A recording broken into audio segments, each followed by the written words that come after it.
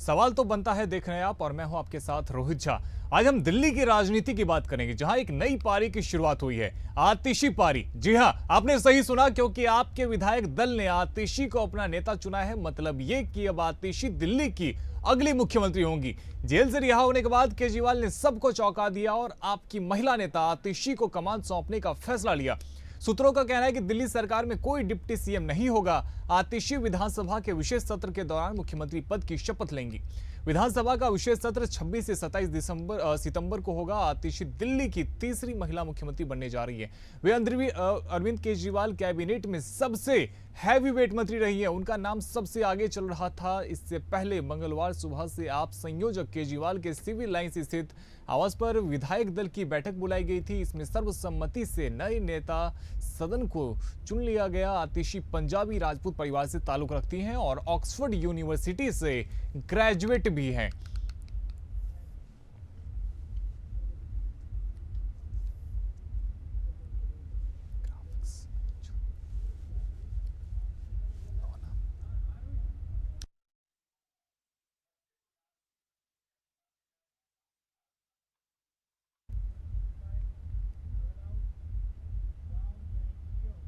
अब कौन है आतिशी और इन्हें क्यों दिल्ली की कमान सौंपी गई है, इसे भी आपको ग्राफिक्स के जरिए समझाते हैं। तो देखिए जी, इनका जन्म 8 जून 1981 को दिल्ली विश्वविद्यालय के प्रोफेसर विजय कुमार सिंह के घर पर हुआ और ऑक्सफोर्ड विश्वविद्यालय से मास्टर की डिग्री इन्होंने हासिल की है। और देखिए, शैक्षिक अनुसंधान में रोड्स स्कॉलर के रूप में ऑक्सफोर्ड से उन्होंने दूसरी मास्टर डिग्री हासिल की है। साथ ही सेंट स्टीफेंस कॉलेज में इतिहास से ग्रेजुएट भी हैं। तो आम आदमी की स्थापना के समय पार्टी में ये शामिल हुई थी। 2013 विधानसभा चुनाव के लिए पार्टी के घोषणा पत्र मसौदा समिति की प्रमुख सदस्य रही थी। तो आम आदमी पार्टी की प्रवक्ता भी रही है और हमेशा हर वक्त पार्टी की बात को प्रमुखता से उठाती रही हैं। तो 2015 से अप्रैल 2018 तक दिल्ली के उप मुख्यमंत्री मनीष सिसोदिया की सलाहकार भी रह चुकी हैं। यही वजह है कि मनीष सिसोदिया और अरविंद केजरीवाल दोनों इस पर विश्वास करते हैं। 2019 लोकसभा चुनाव में आतिशी की राजनीति में एंट्री होती है, यानी कि फिर वो चुनाव लड़ती हैं, लोकसभा चुनाव लड़ती हैं। हालांकि 2019 में बीजेपी के प्रत्याशी गौतम गंभीर से 4.70 लाख मतों से इनकी हार हो गई थी।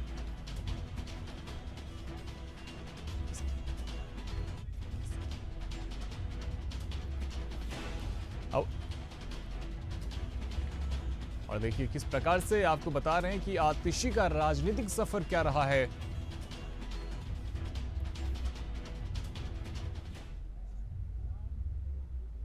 अब आपको सुनाते हैं कि इस पे क्या कुछ प्रतिक्रिया आई है। आज इन परिस्थितियों में जब उन्होंने अपना इस्तीफा देने का निर्णय लिया, आज विधायक दल की बैठक हुई। विधायक दल की बैठक में सर्वसम्मति से निर्णय हुआ है कि अगले चुनाव तक हम चाहते हैं कि ये चुनाव अक्टूबर-नवंबर में कराए जाए, जल्द से जल्द कराए जाए। जब तक चुनाव नहीं होता है, अरविंद केजरीवाल जी को प्रचंड बहुमत से जनता दिल्ली का मुख्यमंत्री नहीं बनाती है, तब तक के लिए आतिशी जी को दिल्ली के मुख्यमंत्री के रूप में जिम्मेदारी निभाने के लिए प्रस्ताव सर्वसम्मति से पारित हुआ है। आतिशी जी को 2 जिम्मेदारी मुख्य तौर पर सभी विधायकों की तरफ से दी गई। देखिए, इससे ये चीज समझ में आती है कि आम आदमी पार्टी एक ऐसे व्यक्ति का समर्थन करती है जिनके परिवार ने अफजल गुरु की फांसी को रुकवाने का काम किया था। दिल्ली की जनता कभी भी नक्सल समर्थकों को नहीं स्वीकार सकती। इससे ये भी समझ में आता है कि दिल्ली की जनता के सामने आम आदमी पार्टी क्या दर्शाना चाह रही है कि महिलाओं को वो पपेट और डमी के रूप में ट्रीट करती है। क्योंकि इस आम आदमी पार्टी के सौरभ भारद्वाज तो ये कह ही रहे थे कि जो चीफ मिनिस्टर होगा ये टेम्पररी और पपेट चीफ मिनिस्टर होगा। तो इससे आज ये स्पष्ट हो चुका है कि आम आदमी पार्टी और अरविंद केजरीवाल की सोच नक्सल समर्थन की है, पपेट महिलाओं को as dummy and puppet treat करने की है। दिल्ली की जनता इस तरीके की सोच का करारा जवाब देगी। मजबूरी में बनाया है अरविंद केजरीवाल ने, क्योंकि अरविंद केजरीवाल चाहकर भी अपनी मन मर्जी का मुख्यमंत्री नहीं बनवा सके। आतिशी को सारे विभाग दिए गए मनीष सिसोदिया के कहने पर, और मनीष सिसोदिया के दबाव में ही आतिशी को मुख्यमंत्री बनाया गया है। और मैं फिर कह रहा हूं कि चेहरा बदल गया है, लेकिन आम आदमी पार्टी का करैक्टर जो है, भ्रष्टाचारी करैक्टर, वो वहीं का वहीं है और दिल्ली की जनता उस भ्रष्टाचार का हिसाब मांग रही है। एक महिला को सीएम बनाया, लेकिन आतिशी को जवाब देना पड़ेगा कि जितने टाइम से वो मंत्री हैं, आज दिल्ली की सड़कों की हालत देखिए, पीडब्ल्यूडी विभाग वो देख रही हैं। अभी हमने उस दिन मुंडका से नांगलोई तक का जिक्र किया, दिल्ली की हर सड़क की यही हालत है। शिक्षा का काम आतिशी देख रही थी। 9th क्लास के 1 लाख से ज़्यादा बच्चे फेल हो जाते हैं, 11th क्लास के 54,000 बच्चे फेल कर दिए जाते हैं। तो उनके पेरेंट्स को जवाब तो देना पड़ेगा ना। इनका करैक्टर वही है, भ्रष्टाचार, और भ्रष्टाचार का हिसाब चाहे आतिशी हो, चाहे अरविंद केजरीवाल हो, चाहे मनीष सिसोदिया हो, इन सबको देना पड़ेगा।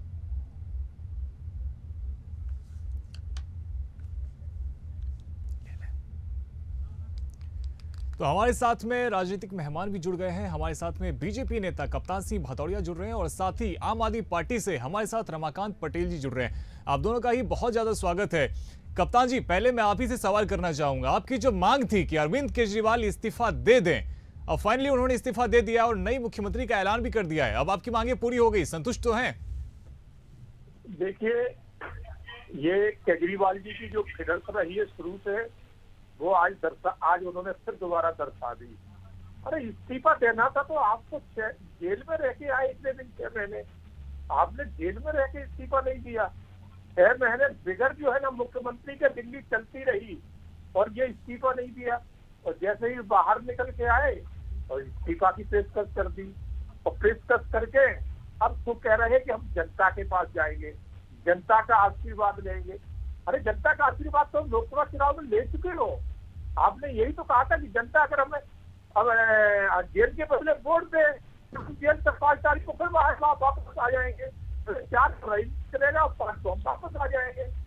आपको जेल में दिए, एक भी चीज को हासिल नहीं हुई, तो जनता तो अपना आशीर्वाद दे चुकी है ना। आपके शर्तों के हिसाब से जनता ने देख लिया है कि आपने दिल्ली को लूटने के अलावा। लेकिन कप्तान साहब, अब तो एक बेदाग चेहरा लेके आए हैं ना, आतिशी को ये लेके आए हैं। इनका कहना है कि वो साफ सुथरी छवि की है इस वजह से, चूंकि उनके ऊपर में कोई आरोप नहीं है। देखिए राहुल जी, उनका जो राजनीतिक भविष्य है वो दुनिया जानती है। इनके पिताश्री एक लेफ्ट समर्थक है, और अफजल गुरु जो एक आतंकवादी था, जिसने हमारी सांसद पे जो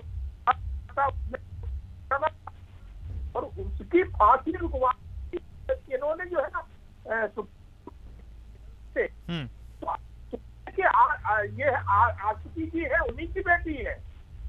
ठीक है, तो हम जवाब ले लेते हैं। हमारे साथ में रमाकांत पटेल जी भी जुड़े हुए हैं। तो रमाकांत जी, देखिए, स्वाति मालीवाल हो या फिर कपिल मिश्रा हो, लगातार बीजेपी की तरफ से भी ये सवाल पूछे जा रहे हैं आतिशी को लेकर, और विशेषकर आतिशी के पेरेंट्स को भी इसमें शामिल किया जा रहा है। कहा जा रहा है कि उन्होंने अफजल गुरु का बचाव किया था, तो इन मुद्दों पे भी घेरा जाएगा, तो राह आसान नहीं होने वाला है। रमाकांत जी, देखिए रोहित जी, मेरे को तो बड़ा ताज्जुब होता है, अफजल गुरु को देशभक्त कहने वाली पीडीपी के साथ सरकार बनाने वाले आज जो है ज्ञान दे रहे हैं। खैर, इनके दोहरे चरित्र पे मैं क्या जाऊं। अभी इस्तीफे की बात कर रहे थे तो भारतीय जनता पार्टी के लोग बड़े कंफ्यूज हैं, इनको समझ में नहीं आ रहा है कि इन्हें करना क्या है। जब अरविंद केजरीवाल जी जेल में थे तो बोले इस्तीफा दो, इस्तीफा दो। अब जेल से बाहर आ गए तो बोले इस्तीफा दो। जब उन्होंने कह दिया कि हम इस्तीफा दे देंगे तो ये बोले कि अरे ये इस्तीफा नहीं देंगे, ये पलट जाएंगे। उन्होंने इस्तीफा दे दिया तो इन्होंने कहा कि नहीं, ये मुख्यमंत्री बनाएंगे, अपनी पत्नी को मुख्यमंत्री बनाएंगे। अब अपनी पत्नी को मुख्यमंत्री नहीं बनाया तो बोले वो जिसको मुख्यमंत्री बनाए हैं वो उसके पिताजी, उसकी माताजी ऐसी थी। अरे भाई, कुछ शर्म बची है कि नहीं बची है? बलात्कारियों के लिए वोट मांगने वाले लोग, प्रज्वल रवन्ना के लिए वोट मांगने वाले लोग, ब्रजभूषण शरण सिंह के बेटे को टिकट देने वाले लोग, स्वामी चिन्मयानंद को बचाने वाले लोग, कुलदीप सिंह सेंगर को बचाने वाले लोग आज ये नैतिकता की बात करते हैं तो ऐसा लग रहा है कि कोई आदमखोर भेड़िया कह रहा है कि मैं शाकाहारी हो गया हूं। इनको शर्म आनी चाहिए, क्या फालतू की बातें कर रहे हैं। अरे बताइए ना, भारतीय जनता पार्टी किस नाम पे वोट मांगेगी दिल्ली के अंदर? कहाँ इन्होंने बिजली सस्ती की है? हम तो दिल्ली में बिजली। रमाकांत जी, ये तो कह रहे कि मजबूरी थी इस्तीफा देना, क्योंकि सुप्रीम कोर्ट ने साफ कह दिया था कि वो किसी फाइल पे हस्ताक्षर नहीं करेंगे, वो ऑफिस नहीं, सीएम ऑफिस नहीं जाएंगे, तो ये तो उनकी मजबूरी थी, ऐसा वो कह रहे हैं। देखिए, भारतीय जनता पार्टी के लोग अनपढ़ तो थे ही, अनपढ़ों की जमात तो थे ही। इनको लगातार हम लोग ये बार बार बतला रहे हैं कि मुख्यमंत्री जी दस्तखत केवल उन्हीं फाइलों पे करते थे पहले से ही जो एलजी साहब के पास जाती थी, और सुप्रीम कोर्ट ने उन फाइलों पे दस्तखत करने की बिल्कुल रोक नहीं लगाई जो एलजी साहब के पास जानी थी। रही बात सचिवालय जाने की, मुख्यमंत्री जी जहां बैठ जाएंगे वहीं से उनका सचिवालय चल सकता है। रमाकांत जी, फिर अब वजह कुछ क्या काम थी, वहीं हो इस्तीफा सकता क्यों है। देना पड़ा? क्या बीजेपी के दबाव में इस्तीफा दिया है? क्या वजह थी इस्तीफा का? देखिए इसमें एक सवाल और आ जाता है कि पहले क्यों इस्तीफा नहीं दिए थे। नहीं, मैं तो यही पूछ रहा हूं, अब क्यों दिया? तो अब क्यों इस्तीफा दिए? क्योंकि देखिए केजरीवाल जी बिल्कुल बेदाग छवि के ईमानदार व्यक्ति हैं। उनके लिए सीएम की कुर्सी कोई मायने नहीं रखती तो है। जेल जाते समय उन्होंने फिर क्यों नहीं दिया? इसका भी जवाब दे दीजिए। अक्सर हाँ। या तो आप पूरा सुन ले तो मैं पूरा ठीक है। बता दूं आपको। हाँ, बोलिए, प्रॉपर ज्यादा समय समय नहीं आपके पास। लगेगा। ठीक है, देखिए, बोलिए। मैं शुरुआत से चालू कर देता हूं।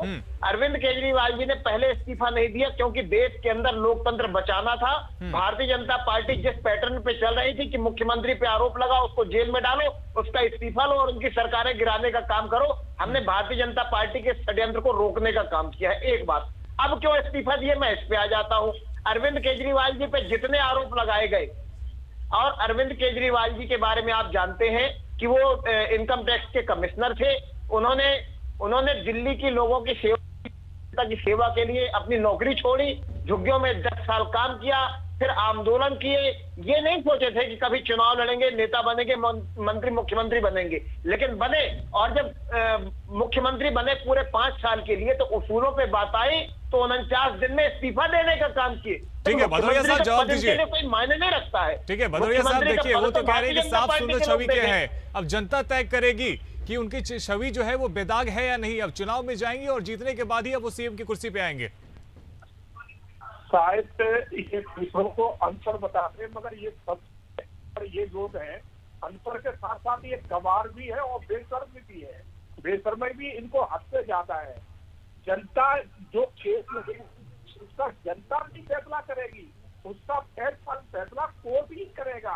कोर्ट के माध्यम ही साबित हो गया कि ये निर्दोष है या दोषी है, ये कोर्ट डिसीजन करेगा।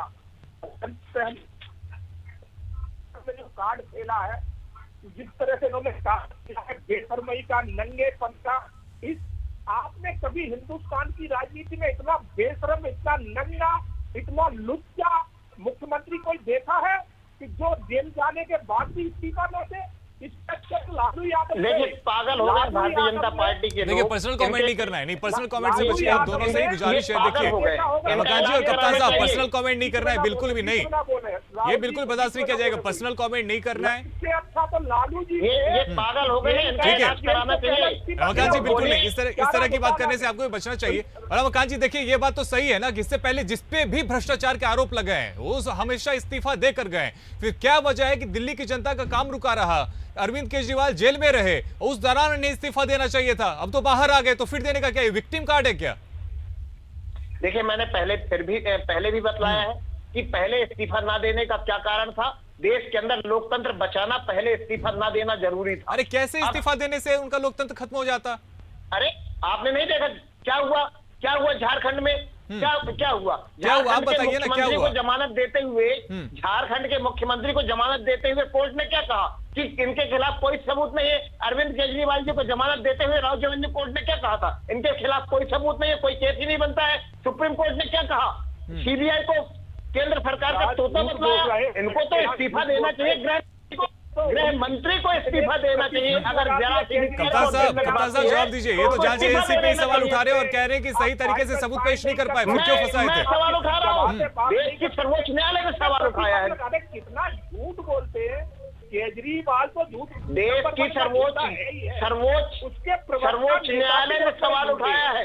सर्वोच्च न्यायालय ने इनको छपाड़ा मारने का काम किया है। सर्वोच्च न्यायालय ने इनको चाटा मारने का काम किया है कि तुम्हारी जांच एजेंसी तुम्हारे तोता के रूप में काम कर रही है। ये इंद्रजीत सिंह जैसे बेशर्म लोग, इनके जैसे कुछ भी बकवास करेंगे। रमाकांत जी ठीक है रमाकांत जी देखिए, जब लोकसभा चुनाव में गए थे तो ये तो कहा गया था कि बेल के बदले वोट दीजिए, और जनता ने आपको नकार दिया, जबकि आप कांग्रेस के साथ में गठबंधन में थे, लेकिन बावजूद इसका कोई फायदा तो दिखा नहीं ग्राउंड पे। तो फिर आप ये किस कारण से, किस तरीके से ये कह रहे हैं कि जब विधानसभा चुनाव होगा उसमें जनता अगर वोट करेगी तो फिर से सीएम एक बार बैठ जाएंगे केजरीवाल? मैं समझ गया आपका सवाल। लोकसभा चुनाव का पैटर्न अलग होता है। लोकसभा में लोग प्रधानमंत्री के लिए, लेकिन नारा तो आप ही की पार्टी ने दिया था ना सर। अरे भाई सुन लीजिए ना, आप सवाल कर रहे हैं और सुनेंगे नहीं तो फिर तो मैं तो कह रहा आप ही की पार्टी ने कहा था ना कि वोट के बदले देना है, बेल के बदले वोट देना है। भाई सुन तो लीजिए, आपके सवाल का मैं जवाब ही दे रहा हूं साहब, सुन लीजिए। तो लोकसभा का वोट प्रधानमंत्री के लिए होता है और दिल्ली के लोगों को पता था कि अगर हम आम आदमी पार्टी को पूरी सीटें दे भी देते हैं तो ये प्रधानमंत्री नहीं बनने वाले हैं, इसलिए उन्होंने लोकसभा में अलग प्रकार से वोट किया है और विधानसभा में कैसे वोट करेंगे आप देख लीजिएगा। कहने की जरूरत कहाँ थी? ये दौरे पड़ रहे हैं क्या भारतीय जनता पार्टी के बिल्कुल लोगों को? रमाकांत जी इस तरह के पर्सनल कमेंट मत कीजिए। कप्तान साहब देखिए, वो तो कह रहे हैं कि लोकसभा में हम ये जान के भी उतरे थे, उन्हें बहुत अच्छे से पता था कि हम जीतने वाले नहीं है। देश की जनता को पता था कि ये प्रधानमंत्री नहीं बनेंगे, तो देश की जनता ने इन्हें वोट नहीं किया। इसके साथ में डिबेट नहीं कर रहा हूँ, गलत है ये कहाँ से मेरे साथ बैठा दिया कल का लौंडा, ये क्या है? बिल्कुल नहीं, देखिए नहीं बिल्कुल नहीं, ये इस तरह से रमाकांत जी, कप्तान साहब आप दोनों पढ़े लिखे रहता है, प्लीज इस तरह की बात कीजिएगा। देश की जनता आपको देख रही है, क्या बोलेगी आपके बारे में? रोहित जी मैं बड़ी बिल्कुल नहीं, देखिए पर्सनल कमेंट अपनी अपनी बारी में बोलिए। पहली बात आप दोनों अपनी अपनी बारी में बोलिए। नहीं बिल्कुल नहीं, ये गुंडों की पार्टी के लोग। कप्तान साहब देखिए, तर्क पे बात कीजिए, आंकड़ों पे बात कीजिए, फैक्ट्स पे बात होनी चाहिए, इस तरह की बातचीत नहीं होनी चाहिए। आपने मेरे को आप बतलाइए ना, प्रज्वल रेवन्ना के लिए वोट कौन मांग रहा था? कौन वोट मांग रहा था? ब्रजभूषण शरण सिंह के बेटे को किसने टिकट दिया था? सर मुद्दे पे बात करते हैं। टिकट दिया था बताइए। रमाकांत जी ठीक है, आप दोनों ही देखिए, ठीक है रमाकांत जी देखिए, रमाकांत जी ठीक है। कप्तान साहब आप भी सुन लीजिए। रमाकांत जी आज खुश तो बहुत हो गए, नई सीएम मिल गई है, लेकिन नई सीएम तो कह रही है कि देश के लिए और दिल्ली के लिए आज का दिन बहुत दुखद है। चरित्र के हैं मालूम है, ठीक है, जग जाहिर हो चुका है। देखिए रोहित जी इनको चेक कराइए तब मैं जवाब दे पाऊंगा। कप्तान साहब सुन लेते हैं। चरित्रवान है। कप्तान साहब पर्सनल कमेंट नहीं करना चाहिए ना सर, भारतीय जनता पार्टी के नेता भी देख रहे होंगे आपको इस वक्त, पर्सनल कमेंट नहीं करते। आप देखिए ना कि किसने चित्रवान, एक महिला सांसद को सीएम हाउस में इस तरह से पीटा जाता है और वो कह रहे हैं कि हम तो बहुत ईमानदार चित्रवान है। अरे तो दुनिया में देखा है इनका कि जो केजरीवाल ने जिस तरह से आज दिल्ली की जनता का गाड़ी के कमाई का पैसा करोड़ों रुपए अपने सीट महल में 8,000 करोड़ रुपए का हवाई जहाज कभी खेत बेच करके नहीं लाए थे मोदी जी। खेती का पैसा नहीं है, चना बेच के पैसा नहीं लाए हैं, और वो ये गरीब जनता का खून पसीने का पैसा है। 8 लाख के कमोड लगवाता है। 8,000 करोड़ रुपए का 2.5 लाख करोड़ रुपए जो अडानी का माफ किया गया है। इंद्रजीत सिंह जी, आपके खेत के चने का पैसा नहीं था। 2.5 लाख करोड़ रुपए जो अडानी का माफ किया गया है वो जनता का पैसा था, जनता के खून पसीने का पैसा था जो मोदी जी ने माफ किया है। 8,000 करोड़ रुपए के हवाई जहाज में जो घूम रहे हैं, रोज लाखों के सूट पहन रहे हैं, लाखों का चश्मा, वो जनता का पैसा है। अरे तो गए आप तो गए हो ना कोर्ट में, कोर्ट में लगाई फटकार, कोर्ट में लगाई फटकार, आपकी जांच एजेंसियों पर लगाई फटकार, केंद्र सरकार को लगाई फटकार। इस्तीफा दीजिए गृह मंत्री जी, इस्तीफा दे। यदि जरा सी रमाकांत साहब तो गृह मंत्री जी इस्तीफा दे। रमाकांत साहब देखिए, आपके ही नेता सौरभ भारद्वाज कह चुके हैं, सोमनाथ भारती का बयान आ चुका है, यानी कि खड़ाऊ वाला ये अब सीन बन रहा है, क्योंकि उन्होंने कहा कि भरत की तरह उन्हें अपना फर्ज निभाना होगा। ये क्या माजरा है? यदि उन्हें आपने सीएम की कुर्सी पर बिठाया है तो उनको अपने तरीके से फैसला लेने दीजिए ना, उन्हें अपनी तरीके से सरकार चलाने दीजिए। वो तो बीजेपी वाले तो कह रही है पपेट गवर्नमेंट है।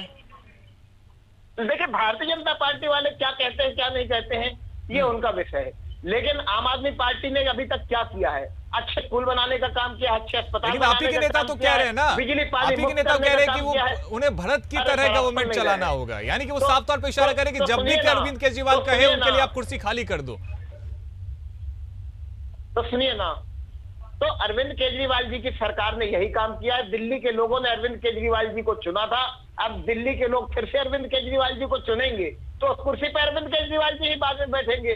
तो मैं ये कह रहा हूं आम आदमी पार्टी की सरकार ने जो काम किया है वही काम आतिशी जी आगे बढ़ाएंगी, वही काम ये बात जारी तो आतिशी रखेंगी। जी को पता है ना माताओं सर, बहनों फिर की- अभी से मोरल डाउन करने की क्या जरूरत है? क्यों आपके ही नेता इस तरह की बिल्कुल बातें मोरल करते डाउन हैं? नहीं।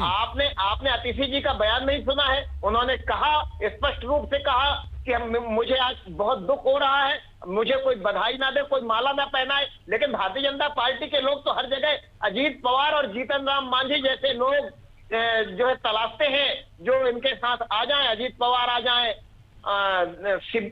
ये सोरेन आ जाए, चंपई सोरेन आ जाए, इनको तो हर जगह वही ठीक तलाश है। होती है, लेकिन इनकी वो तलाश कप्तान साहब दिल्ली में देखिए, पूरी ये नहीं तो होगी। साफ तौर पे कह रहे हैं कि देश की जनता तय करेगी, दिल्ली की जनता तय करेगी। अब सवाल ये है कि कई लोगों पे भ्रष्टाचार के आरोप लगे हैं, फिर चाहे वो लालू यादव हो, सपा पार्टी, और ये सभी आरोप लगने के बाद भी सरकार में वापसी की है इन्होंने। तो यदि कल को आम आदमी पार्टी आती है तो क्या ये माना जाए कि इनका चेहरा जो है वो बेदाग था और उन पे जो आरोप लगाए गए थे वो आरोप में कोई सच्चाई नहीं थी? कप्तान साहब देखिए, दिल्ली की जनता इस बात को अच्छी तरह जान चुकी है कि केजरीवाल से बड़ा भ्रष्टाचारी कोई है नहीं। अगर इनने भ्रष्टाचार नहीं किया था तो फिर इन्होंने पॉलिसी को बदला क्यों? बदला पॉलिसी को। शराब पॉलिसी जो एक परमानेंट बनी हुई पॉलिसी थी जिसमें 3% कमीशन था, और इन्होंने 12% बढ़ा के कर दिया, 9% कमीशन बढ़ाया। सबसे बड़ी बात होती है जो आबकारी नीति है उसमें एक नियम होता है कि जो होलसेलर, जो निर्माता है, जो शराब बनाता है, वो जो है ना होलसेलर नहीं बन सकता, और होलसेलर है वो रिटेलर नहीं बन सकता। ये नियम है, मगर इन्होंने तीनों को एक बना दिया, और जो कमीशन 3% से बना के 12% की, वही कमीशन तो उनके खाते में गया करोड़ों रुपए। और सबसे बड़ी बात देखिए कि उनकी जो अर्नेस्ट मनी थी, जहां ठेके निरस्त हुए, अर्नेस्ट मनी थी, उनके जो है ना इन्होंने जो अर्नेस्ट मनी थी वो वापस कर दी। और जो है नहीं तो ये इतने दिन जेल में कैसे रहे? इन्हें तो दूसरे दिन जवाब मिल जाना चाहिए था। अगर कोई एविडेंस नहीं दे पाई थी, कहना चाहे ईडी हो चाहे सीबीआई हो, अगर एविडेंस नहीं दे पाई थी, 6 महीने क्यों जेल में रहे? अरे तुम्हारी जमानत के पीछे भी बहुत बड़ा खेल है, विदेशों तक के तार जुड़े हैं तुम्हारे साथ। तुम्हारी जिस तरह से जमानत हुई है पूरा दुनिया जान रही है कि जमानत तुम्हारी तरह कराने वाले और उसके पीछे कौन लोग हैं। दुनिया जान चुकी कि केजरीवाल से पर ये तो कह रहे हैं ना सर, और ये सवाल भी पूछा गया था, ईडी से जमानत मिलने वाली थी, आपने सीबीआई को केस दे दिया, फिर सीबीआई ने भी उसमें फिर इनको जेल में कर दिया। तो ये तो सवाल करने लगा था रमाकांत जी, ये सवाल करने के आखिर समय क्यों लग गया इतना ज्यादा खुद को बेगुनाह साबित करने में? हालांकि बेगुनाह खुद अभी भी साबित हुए नहीं, अभी सिर्फ बेल मिली है। देखिए, मैं फिर बतलाऊं कि भारतीय जनता पार्टी के लोगों को थोड़ा सा पढ़ना लिखना चाहिए, स्टडी करना चाहिए। ये कुछ भी बातें करते हैं, हमेशा झूठ बोलते हैं। ये बोलते हैं कि कहां से जमानत मिली, विदेश से जमानत मिली। अरे तो तुम्हारी सरकार निकम्मी है क्या? हजारों छापे मार लिए, हजारों अधिकारी लगा दिए, एक नया पैसा मिला नहीं। ये कौन सा हिसाब किताब है कि न खाता न बही, जो भाजपा वाले कहे वही सही। मोरबी का पुल गिर जाता है, 300 लोग मर जाते हैं, उस पर कोई जांच नहीं होती। और पुल बनाता कौन है? घड़ी बनाने वाली कंपनी पुल बनाती है, जिसको कुछ भी बनाने का अनुभव नहीं है, उस पर जांच नहीं होती है। शरद चंद्र रेड्डी जो शराब कारोबारी था, उससे 60 करोड़ रुपए की रिश्वत भारतीय जनता पार्टी ने लिया। उसके बाद भारतीय जनता पार्टी के लोगों के ऊपर जमानत नहीं होती है। जाना चाहिए भारतीय जनता पार्टी के लोगों को जेल। देखिए, अभी बोल रहा हूँ, नहीं सुन लेते कप्तान साहब उन्हें सुन लेते हैं, आपको अपनी बारी में जवाब देने का मौका मिलेगा ना। कप्तान साहब सुन लेते हैं, रमाकांत जी को भी सुन लेते हैं। सच्चाई बोलूंगा तो मैं वही बोल रहा था कि मोरबी का पुल बनाने का ठेका घड़ी बनाने वाली को दिया जाता है, 300 लोग मर जाते हैं, उसमें कोई जांच नहीं होती है।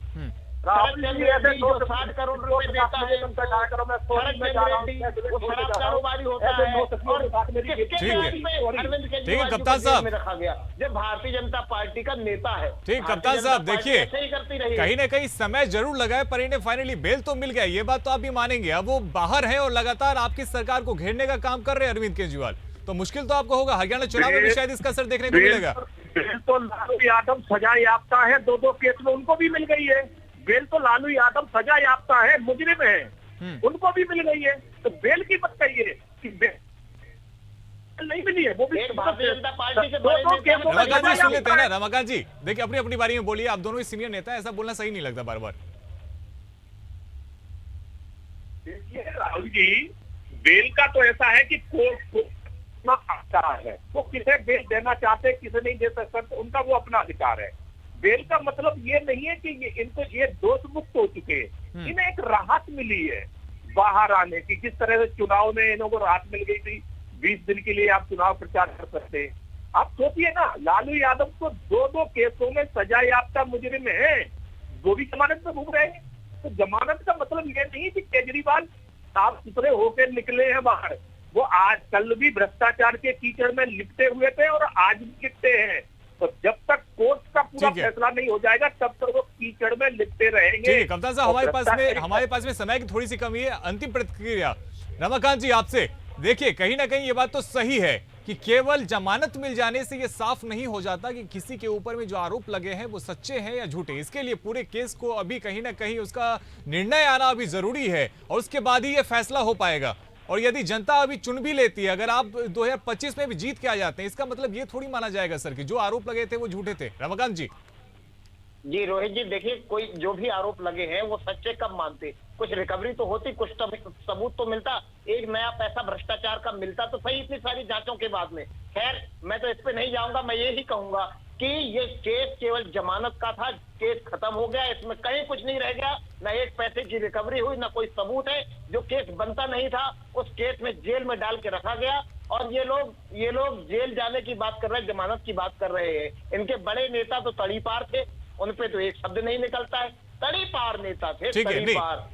बिल्कुल हमारे पास में समय की थोड़ी सी कमी है। कप्तान साहब हमारे साथ जुड़ने के लिए बहुत बहुत शुक्रिया और रमाकांत जी आपका भी हमारे साथ में जुड़ने के लिए बहुत बहुत शुक्रिया। तो देखिए आतिशी के सिर पर ताज जरूर आए हैं लेकिन साथ ही चुनौती भी है। अब यह देखना होगा कि दिल्ली की जनता आतिशी के कार्यकाल को कितना पसंद करती है। अब आतिशी चूंकि मुख्यमंत्री बन गई है तो उनके सामने अभी राह बहुत लंबे है और ये देखना बहुत जरूरी है कि किस प्रकार से वो सरकार चलाती है और उसके बाद में किस प्रकार से उनके कार्यकाल को लेकर जो सवाल उठ रहे हैं। चूंकि जिस तरीके से वो इससे पहले पीडब्ल्यूडी मंत्री रही है, उनके पास में बिजली विभाग भी रहा है, शिक्षा विभाग भी रहा है और उसको लेकर भी बीजेपी लगातार हमलावर होती हुई आई है, बीजेपी उनको घेरने की कोशिश कर रही है। अब इन सब को लेकर देखना यह होगा कि क्या दिल्ली की जनता आतिशी के कार्यकाल को पसंद करती है और आतिशी खुद को कितना साबित कर पाती है। फिलहाल मेरे साथ इस चर्चा में इतना ही। देश और दुनिया की तमाम बड़ी खबरों के लिए आप देखते रहिए इंडिया अहेड। धन्यवाद।